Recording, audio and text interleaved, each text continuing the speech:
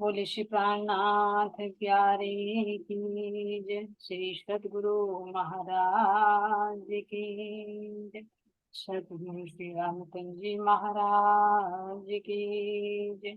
तीनों पुरी धाम की जय। सर्व सुंदर साथ की बंदो सतगुरु चरण को करुष प्रेम प्रणाम।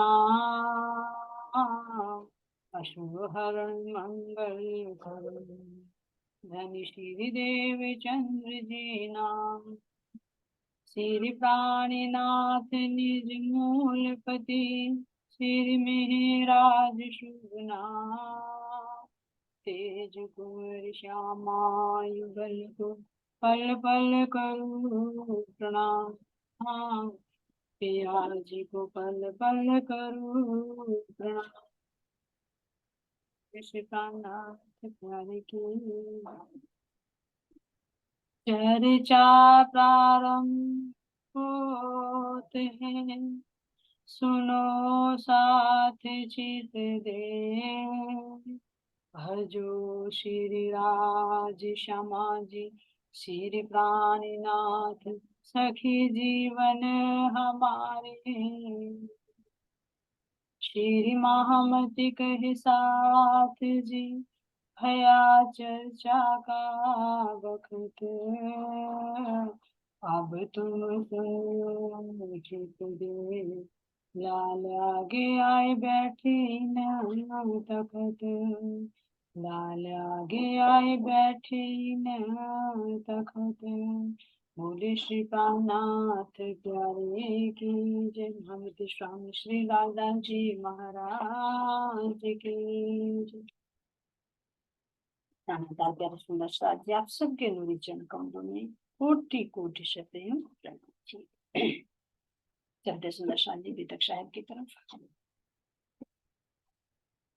तो कहाँ का प्रसंग चल रहा सुंदर साथ जी? औरंगाबाद का, है ना। तो औरंगाबाद में का राजा कौन है? रावशिंह। तो मुकुंदास जी को श्री जी भेजते हैं उनके पास कि तुम जाओ उनसे उनका पता लेकर आओ कि वे जीवते हैं कि मरे हुए, है ना। तो किस तरह से वे खबर लेने के लिए जाते हैं और फिर जैसे उनका जो महंत होते हैं रामदास, है ना, वो कैसे उनको मारपीट कर भगा देता है। फिर पुनः दोबारा से जब राजा को पत्री दे ही देते हैं मंदिर में छिपकर, तो फिर कैसे उनसे शास्त्रार्थ होती है उनके पंडितों से। और जो उनके मुसलमान भाई होते हैं उनसे भी कहते हैं कि अगर आप कुरान की वास्तविकता बता रहे हो तो मेरे जो दरबारी हैं आप उनसे कुरान के बारे में चर्चा कीजिए। अगर वे राजी हो जाते इस बात के लिए कि हाँ जो कहा कुरान में वो सत्य है, वो ही हमारे वेद में, तो औरंगजेब के साथ लड़ने के लिए तैयार। तो इस तरह से सुंदर साथ जी अब आगे क्या कह रहे हैं महाराज जी यहाँ पर देखते हैं। अब यहाँ चल रहा है सुंदर साथ जी कि जैसे ही कुरान का प्रसंग चलता है तो अव्वल खान और जहान मोहम्मद इनके बीच का प्रसंग हमारा चल रहा है। अव्वल खान ले आया जहान मोहम्मद को चर्चा सुनी मास दोए लो घायल भया तीन मो। तो जो अव्वल खान, क्योंकि उनको तो विश्वास आ गया था श्री जी पे, तो वो क्या करते थे जहान मोहम्मद को भी ले आए और 2 माह तक क्या करते हुए श्री जी की चर्चा सुनते। लेकिन फिर भी 2 महीने तक चर्चा सुनने के बावजूद भी कहीं ना कहीं अभी कह रहे हैं कि ईमान क्या था? कच्चा, है ना।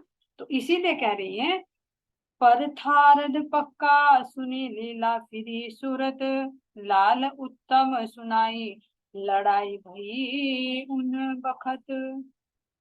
2 महीने तक चर्चा तो जरूर सुनी, लेकिन कह रहे कि अभी वो क्या था? कच्चा था, पूरा पूरा परिपक्व पूर्ण विश्वास नहीं कि जो श्री जी बता रहे हैं वो सही बता।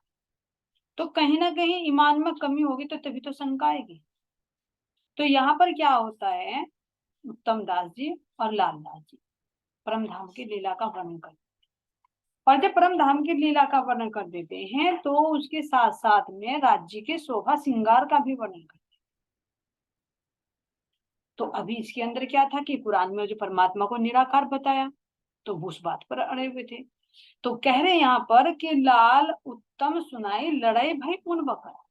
जब लालदास जी ने, उत्तम दास जी ने उसको चर्चा सुनाई परमधाम की अष्टपैर की लीला, शोभा श्रृंगार का वर्णन किया, तो उनमें क्या हुआ, लड़ाई भई उन वक्त, यानी दोनों में के विचार अलग अलग। वे तो सब रूप शोभा श्रृंगार का वर्णन कर रहे हैं, लेकिन इसे ये पता है कि परमात्मा का, खुदा का तो कोई वर्णन कर ही नहीं सकता उसकी सूरत। हालांकि पहले तो निराकार मानते हैं, बेचू बेचवी बेनुगुण बोलते हैं, लेकिन फिर भी अगर वो खुदा का ऐसा नूर है, ऐसा नूरी स्वरूप है कि खुदा खुद ही अपनी शोभा श्रृंगार का वर्णन कर सकता है, कोई दूसरा बंदा उस शोभा श्रृंगार का वर्णन नहीं कर सकता। उसके अंदर ये विचार था, तो उसने सोचा कि अरे ये तो खुदा की सूरत का वर्णन कर रहे हैं, तो ये तो बहुत गलत काम हो रहा है। क्यों? क्योंकि खुदा की जो सूरत है उसका अगर कोई इंसान वर्णन कर रहा है तो वो बहुत बड़ा पाप होता है, तो मैं क्यों इस पाप का भागी हूँ। तो वो यहाँ से उठकर चला जाए, ये थोड़ा सा ईमान का चले। अगर ये होता कि हाँ साक्षात यही इमाम मेहंदी हैं, यही खुदा है, अल्लाह ताला है जिन्होंने कहा था कि मैं आऊंगा, तो बेशक ये वर्णन कर रहे हैं।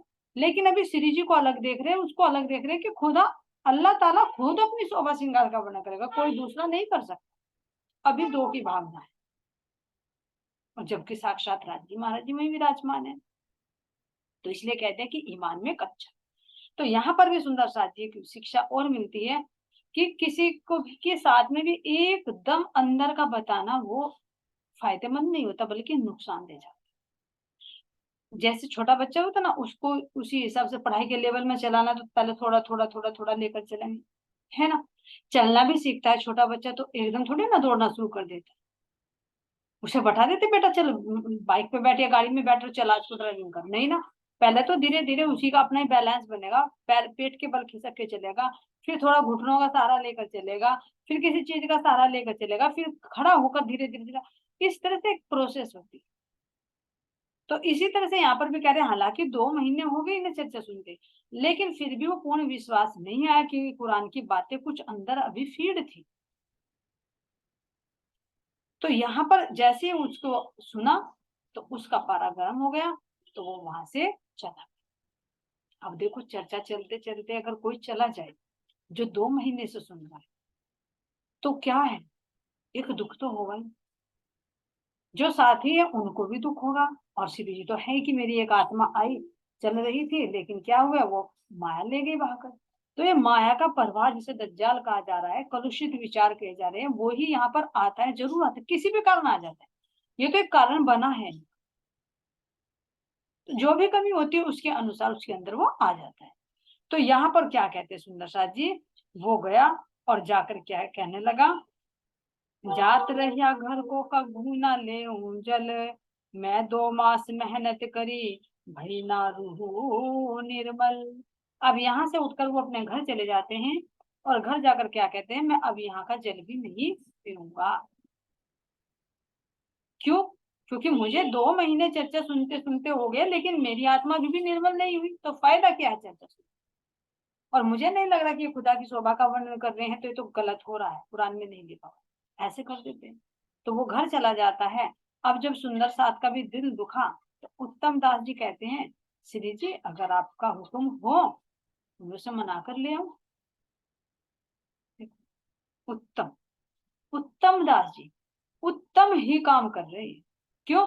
क्योंकि अगर एक ढोली भटकी रूह को, एक किसी भी कारण से आ गई रूठी हुई आत्मा को, भटकी हुई आत्मा को, अगर वो सही रास्ते पर लेकर आए, तो और इससे उत्तम काम क्या होगा।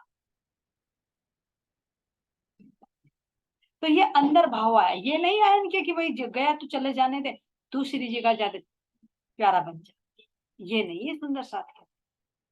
ये भी एक दज्जाल का ही रूप है कि दूसरे को धक्का दे और तू आगे बढ़। सुंदर साथ सीखने हैं ये, कितने सुंदर साथ रहे, लेकिन सब क्या कर रहे हैं, एक दूसरे को लेकर चल रहे हैं, किसी को ये नहीं चाहता कि तू पीछे हट। और ये वास्तव में होना चाहिए, हमें आगे ही बढ़ाना चाहिए। अब ये देखिए, विचार करिए, हम सबसे पहले बोलते हैं सर्व सुंदर साथ की जय, तो क्या हम रियलिटी में दिल से चाह रहे हैं कि जय करने, उसको अपने आप को नोटिस भी तो करें ना जो हम बोल रहे हैं। सर्व सुंदर साथ की जय तो बोल रहे हैं, लेकिन अगर कोई हमारे से आगे किसी काम में निकल जाए तो हमारे अंदर ईर्ष्या होने लगती है। तो बोलने बोलने से थोड़ा ही, जैसे यहाँ सुंदर साथ श्री जी के साथ में जो है वो सब एक दूसरे को कैसे मार खा खा करके भी, अभी देखा ना मुकुंदास जी कैसे मार खा कर आई, लेकिन फिर भी भाव सिंह तक पहुंचाना, संदेश तो पहुंचाना है चाहे कितना ही मार।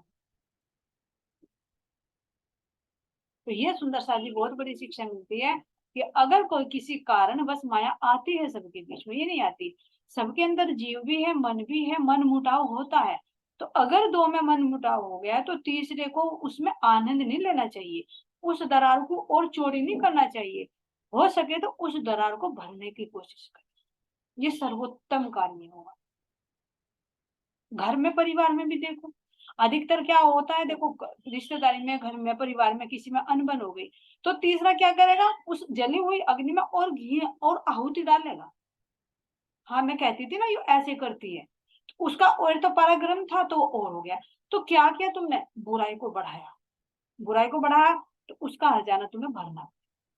और अगर दो के अंदर मन मुटाव हो रही है तुम उसके अंदर ये कह दो अरे कोई बात नहीं, ऐसा तो चलता रहता है, खेल है तो कोई बात नहीं, हो जाता है, बच्चा है छोड़ दो, या बड़े हैं, ऐसा किसी कोई भी कारण बन सकता है, तो सामने वाले के अंदर जो क्रोध है उस बात को नोटिस करेगा वो कि हाँ नहीं सही कह रहा। भाई अगर बड़ा है अपने से तो कह देंगे अरे बड़े ने कह दिया तो क्या बात होगी, छोटे सुन लेते कोई बात नहीं, प्यार भी तो भी करते हैं ना, बड़े जब डांट सकते तो प्यार भी कर सकते हैं, तुझे कह दिया तो क्या बात है, तेरे से तो बड़ा ही है ना, तो उसे कितनी शांति मिलेगी। और अगर छोटा छोटे ने कुछ कह दिया है ना, बड़ा क्रोधित हो गया तो क्या, अरे बड़े का फर्ज बनता है ना सहन करना है, क्षमा बड़न को चाहिए छोटन को उत्पात, और क्या घटा प्रभु का जो भृगु ने मारी लात, है ना, तो बड़े क्या होते, बड़े को तो सहन करना पड़ता है, तो भाई कोई बात नहीं, छोटे हैं नादान है, छोड़ के मार, तो कितनी शांति मिलेगी उसके दिमाग में, एकदम विचार बदलते ही सारी क्रिया बदल जाती। तो उसमें क्या होता है, उस अग्नि को तुमने शांत करने का काम किया, एक सबसे बड़ा पुण्य काम होता है, उत्तम काम होता है, कि आपस में जो मन मुटाव हो रहा है तुम उसमें ठंडा पानी ना डालकर अग्नि की आहुति दे रहे तो सबसे गलत कार्य। तो यहाँ पर ये उत्तम दास जी कह रहे हैं कि श्री जी अगर आपकी हुक्म हो तो मैं भाई रूठ गया है तो उसको मैं मनाकर ले, लेकिन अब यहाँ पर सुंदर साथ जी क्या कहते हैं जी, उसके मन में तो दुविधा हो रही है, क्यों, क्योंकि अभी तो चर्चा उसने सुन ली है। उत्तम दास रज करे बुलाऊं लाऊं मोहम्मद जहान, बरजा श्री जी साहिब जी इनने सुनी चर्चा का। देखो अब श्री जी को क्या पहचान, अभी उत्तम दास जी को नहीं गई, श्री जी ने क्या कहा, नहीं भाई तुझे जाने की जरूरत, क्यों, भाई वो रूठ कर चला गया, उसको हम अच्छी तरह से समझाएंगे, भाई जो खुदा की सूरत का वर्णन किया वो कैसे किया, तुम पहचान करो, इनकी वर्णन करने वाले खुद खुदाई तो बैठे, इमाम मेहंदी तो तेरे सामने बैठे हैं, हम उसको समझाएंगे।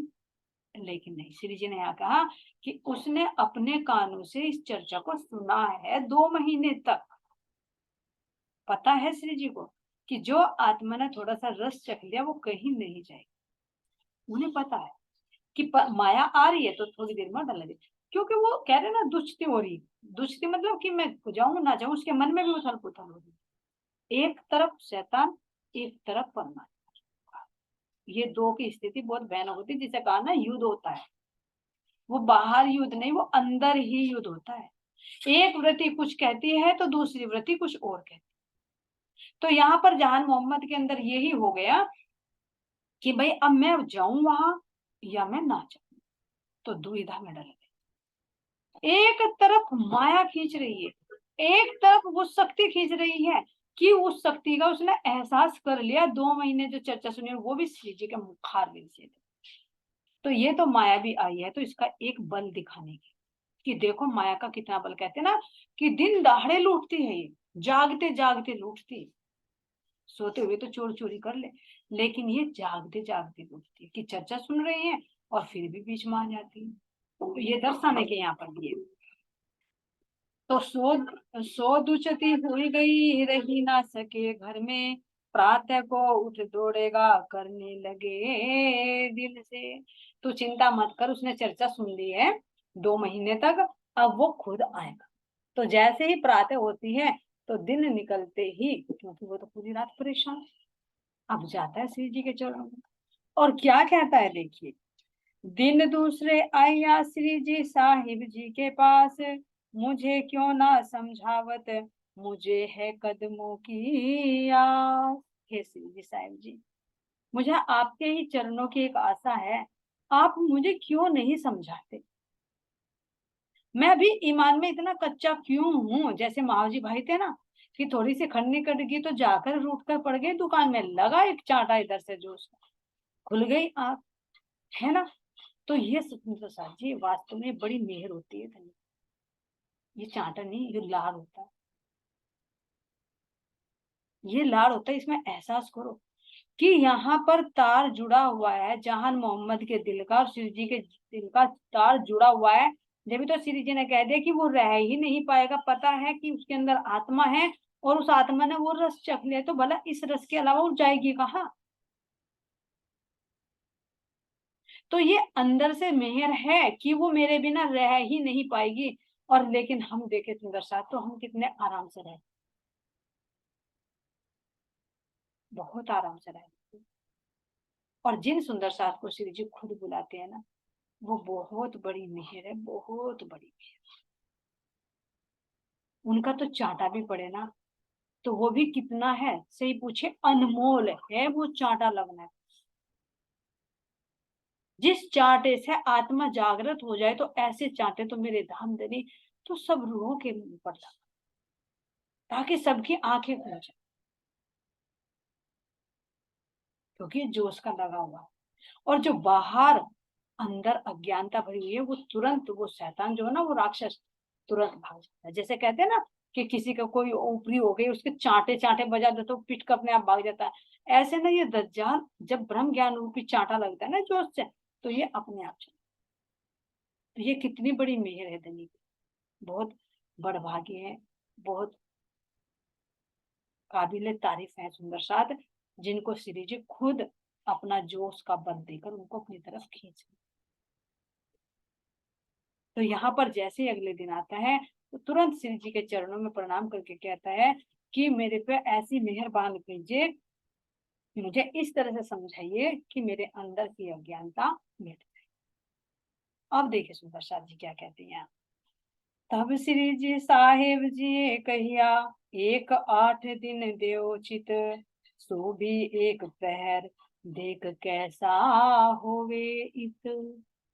अब यहाँ पर श्री जी ने क्या कहा कि तू एक काम, 8 दिन तक लगातार, कह रहे ना, 8 दिन तक, एक प्रहर तक, एक प्रहर में पता सुंदर साथी 3 घंटे होते,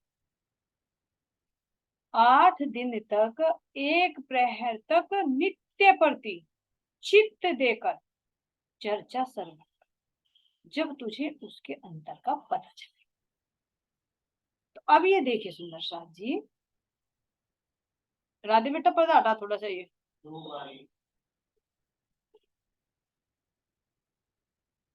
है ना। तो क्या कह रहे हैं यहाँ पर कि 8 दिन तक लगता। तो अब इससे क्या शिक्षा देना चाह रहे हैं महाराज, कि अगर हमें किसी भी चीज का कोई फोकस करना है, तो क्या करना होगा, उस कार्य को नित्य निरंतर नियमित समय और चित्त देकर, यानी कैसे कि मान लीजिए 8 दिन तक तो सुन ली, 3 प्रहर तक भी सुन ली। 3 प्रहर क्यों कहा, इसके पीछे रीजन देखो। क्योंकि हम ये देखें कि मान लीजिए हमने कोई 40 मिनट की या 1 डेढ़ घंटे की कर ली, तो इतने में तो एकाग्रता बनती है, 10-15 मिनट तो एकाग्रता बनने में लग जाती है, ठीक है।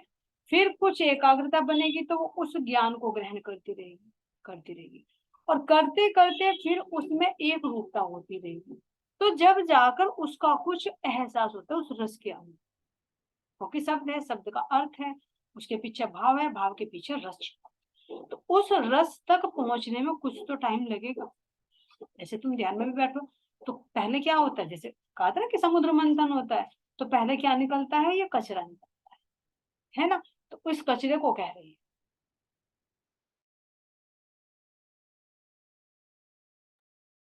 तो इसी तरह से जब हम ध्यान में बैठते हैं, तो हमारे अंदर बाहर के ही विचार आते फिर धीरे धीरे धीरे धीरे वो मन के विचार शांत होते हैं, फिर बुद्धि के अंदर ज्ञान होता है, वो निकल कर आते हैं, फिर वो भी शांत हो जाते हैं, तो अंदर चित्त में जो छिपे हुए होते हैं वो निकल निकल कर आते हैं, जो हमारे ध्यान के मार्ग में रुकावट आती है। तो इसी तरह से सुंदर साथी, जब हम चर्चा सुनते हैं तो पहले पहले तो बाहर बाहर के विचार आएंगे, फिर अंदर का ज्ञान आएगा। तो इसलिए कह रहे कि कम से कम लगातार 3 घंटे, इसलिए ध्यान के लिए भी 3 घंटे कम से कम बताए गए, ताकि तुम्हें यहाँ से तुम्हारी प्रकृति बिल्कुल शांत हो जाए और आत्मा अपने स्वरूप में आ जाए और उस चेतना से जुड़कर उसका एहसास करे। तब अंदर वो रस जाता है, तो वो रस क्रिया करनी शुरू करता है। तो हर चीज का टाइम होता है ना।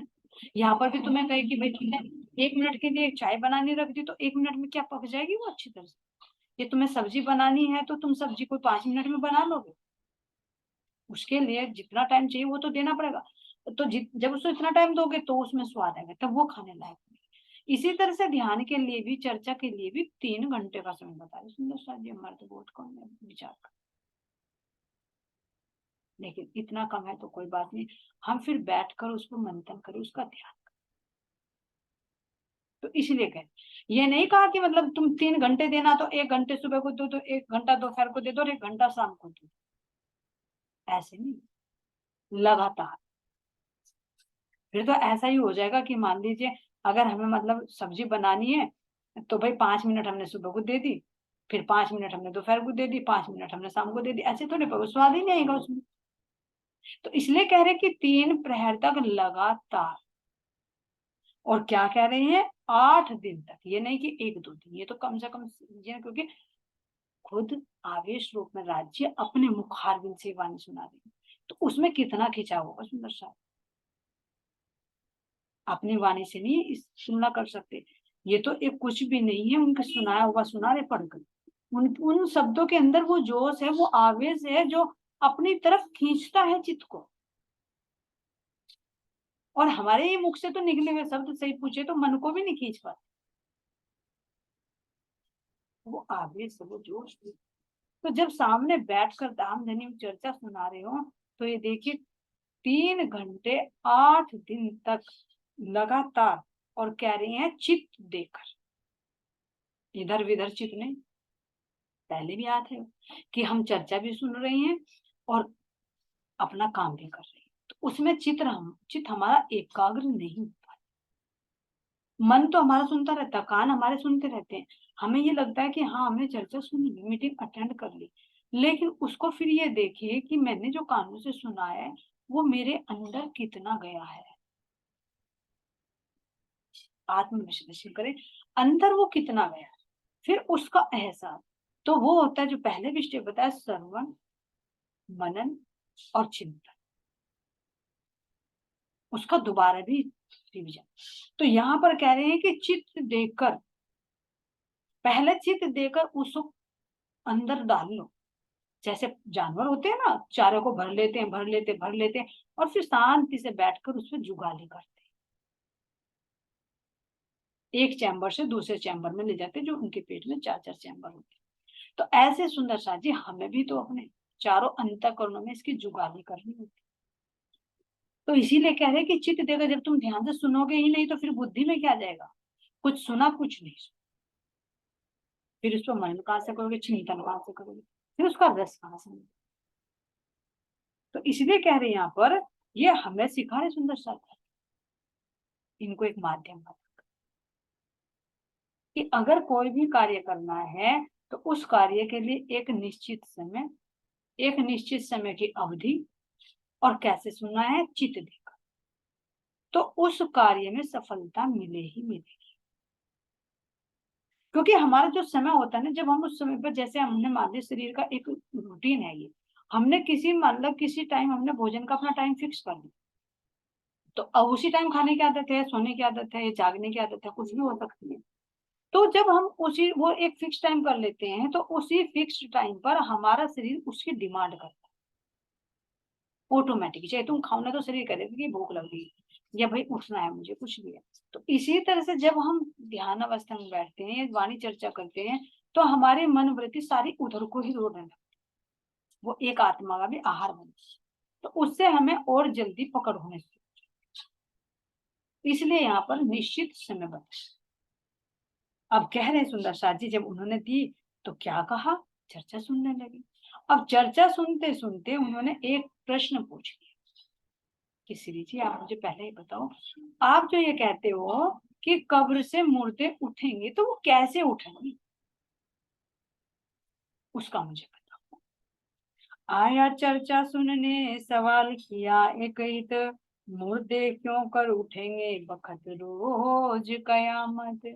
जब वो कयामत का समय आएगा तो कहा जाता है कि उस समय कब्रों से मुर्दे उठेंगे, तो मुझे आप ये बताइए कि कैसे उठेंगे और कब कयामत हो। तो अब यहाँ पर श्री जी क्या जवाब देते हैं, देखिए। दिया जवाब श्री जी साहिब जी ने, कार्ड दिखाया बीच फिरकान, दुनी करी किन वास्ते सो कर दई पहचान। तो जब उन्होंने ये प्रश्न पूछा तो श्री जी साहिब जी ने क्या बताया, कुरान के अंदर से ही एक पारा निकाल कर दिखाया। क्यों, अभी पता है ना कच्चा है, कहीं विश्वास ना करें मेरी बात पर, जैसे अभी सूरत पे विश्वास नहीं किया था, तो प्रूफ देकर बताऊं उसको कुरान से ही, तो उसको जल्दी विश्वास। तो कुरान से ही एक पारा निकाल कर उसे दिखाया और समझाते हुए पहचान कराई कि संसार देखो किसके लिए बना। तो अब ये देखिए उसको एकदम समझाते हुए विचार करिए, मान लीजिए अगर कोई पूछने लगे भाई कब्रों से मुर्दे कैसे उठे, तो उसे कह दे भाई हमारी ये आत्मा सोई हुई है शरीर के, इस शरीर रूपी कब्र है, इसके अंदर आत्मा और जीव पड़ा हुआ सो रहा है, तो ये जब जागृति ज्ञान आ जाएगा तो उठ जाएगा। तो समझ में नहीं आएगा आधी अधूरी सी बात से। तो यहाँ पर भी श्री जी कह रही हैं कि अगर किसी को मूल से ही लेकर चलोगे, मूल से ही लेकर चलोगे तो तभी वो पूरी प्रोसेस को समझ पाएगा, आधी अधूरी बात से नहीं। तो अब यहाँ पर श्री जी कहाँ से लेकर चलते हैं बात, परम धाम से ही लेकर चलते हैं। बहुत गहराई से समझ सुन श्री जी के एक एक जो चौपाइयां बोल रहे हैं ना, एक एक जो वार्तालाप हो रहे हैं इनके कन्वर्सेशन, तो इसके अंदर एक एक चीज अमल में लाने वाली है। तो इतनी बात कह के बता देते कि भाई लिखा हुआ है कब्र से मुर्दे उठेंगे, लेकिन श्री जी ने क्या कहा कि शुरू से ही लेकर बताऊंगा इसको, ताकि पूरी क्रिया समझ में आ जाए। जैसे मान लो कोई, हमने वो सीरियल देखा है, कोई मूवी देखी है ना, तो उसको हम अगर बीच में से आधी अधूरी बताएं तो पूरी तो समझ में नहीं आएगी, अधूरी बात। लेकिन अगर स्टार्टिंग से बताए तो पूरी जो स्क्रिप्ट लिखी हुई वो सारी समझ में आएगी कि हाँ भाई ये ऐसे ऐसे था। ऐसे धनी जी ने जो ये स्क्रिप्ट लिख रखी है, ये जो फिल्म बना रहे हैं, तो इसको भी तो मूल से ही लेकर चलेंगे ना। तो जब मूल से लेकर चलेंगे तो सारी बात वो समझ में आती चली जाएगी। अगर शुरू से लेकर नहीं चले तो बिल्कुल भी समझ में नहीं। जैसे छोटे बच्चों को ए से जेड तक का पूरी अल्फाबेट सिखानी पड़ती है पहले, तो उसकी एक एक चीज की पहचान हो जाती है, उल्टी सीधी कर क्रॉसिंग में कैसे भी हर तरह की बिल्कुल परफेक्ट कर दिया, फिर उसको मिला मिला कर पढ़ाना होता है तो वो आराम से समझ लेता है। लेकिन अगर उसको अल्फाबेट की पहचान ना कराकर पूरे शब्द ही पढ़ाने शुरू हो जाए तो वो कंफ्यूज हो जाएगा कि ये क्या चीज है, ये क्या चीज है। तो किसी भी कार्य को करने से शुरू से ही लेकर चलते हैं तो वो अच्छी तरह से होता है। तो इसी तरह से श्री जी ने यहाँ पर क्या कहा कि देख, कुरान में लिखा हुआ है, इश्क रब्द के वास्ते उतर आए मोमिन। जो मोमिन है, जो मोमिन आए हुए कह रहे हैं कि वो क्यों आए संसार में, इश्क रब्द के कारण। कि जो राजी महाराज जी, जो खुदा है, उसकी भाषा में तो खुदा ही कह रहे हैं, अल्लाह ताला है ना, वो अपनी रूह के साथ में आनंद की किदराई करते थे। उनको इश्क और शाहिदी का नहीं पता कि मेरे धनी की इश्क और शाहिदी क्या है। जो उसमें लिखा हुआ है कि रूह बेनियाज दी बका बीच 12,000, जाने ना आप अर्श की साहिबियां आपार। बेनियाज थी यानी पता ही नहीं था कि मेरे धनी का इश्क और मेरी साहिबी क्या है। तो परम धाम में ये इश्क रब्द हुआ और नूर जलाले मांगिया, देखो इश्क रूहन। तो रूह ने तो खेल मांगा कि मैं उस खुदा, उस अल्लाह ताला, उस परमात्मा के सत अंग, उनकी इश्क और शाहिदी देखी। और यहाँ पर क्या कह दिया नूरे जलाले मांगिया। तो नूर जमाल परमात्मा राज्य महाराज जी को कहा, नूरे जलाल अक्षर उन्हीं के सत अंग। तो सत अंग अक्षर ब्रह्म के अंदर भी दिल में उपजा, अरे मैं इन रूहों का इश्क देखूं, ये कैसी लीलाएं करते हैं। तो यहाँ से शुरू किया। अब कह रही है, किस वास्ते दिखाया दो ककरा दो बेर, प्रातः को ये तीसरा रचा इंद्र जो फिर। तो ये इस कारण से बता देना कि महाकारण, महाकारण तो राज्य के दिल की इच्छा है।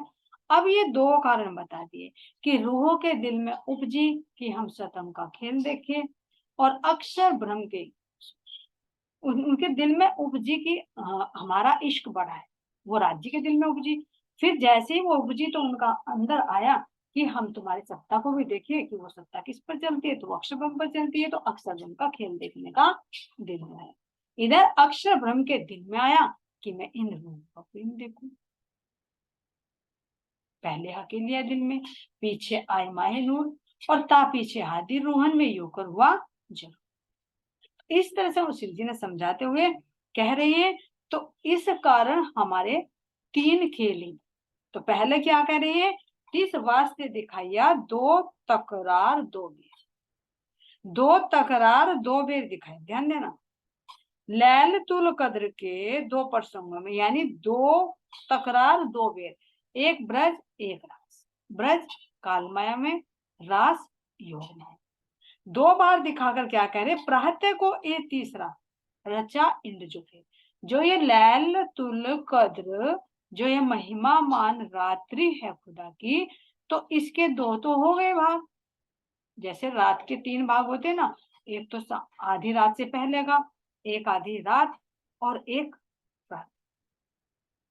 तो ऐसे ही कह रहे कि पहले हमने ब्रज देखा, फिर हमने बीच में रात देखा, और ये अब इस लैल तुल काद्र यानी महिमावान रात्रि का ये फजर है, पसर का है। तो इसलिए कह रहे प्रहत्य को ये तीसरा रचा इंद्र जोफी। तो दो लीलाएं तो देख ली, लेकिन पुनः फिर कह रहे हैं प्रहत्य को ये तीसरा रचा इंद्र जो फिर। तो ध्यान देना सुंदर साथ जी, रचा इंद्र जो फेर, फेर शब्द क्यों आया, यानी फिर कहते हैं दोबारा से, यानी इससे पहले कोई कार्य हो चुका। तो इससे पहले कौन सा कार्य हो चुका, क्योंकि काल माया का ब्रह्मांड पहले भी बन चुका, जो हमने ब्रज में देखा था। तो इसीलिए कह रहे कि काल माया में ही तो ब्रज का ब्रह्मांड बना, काल माया में ही तीसरा जागने का ब्रह्मांड बना। लेकिन जो रासलीला खेली इन दोनों के बीच में, वो योग माया में। तो इसलिए तीसरे ब्रह्मांड के साथ में यहाँ पर फेर शब्द लिया गया, ये तीसरा ब्रह्मांड पुनः यहाँ पर बन गया। तो अब क्या कह रही हैं, रास लीला खेल के आए बरारब श्याम, सो कागद कलाम अल्लाह का लाया मोहम्मद अलैहुस्सलाम।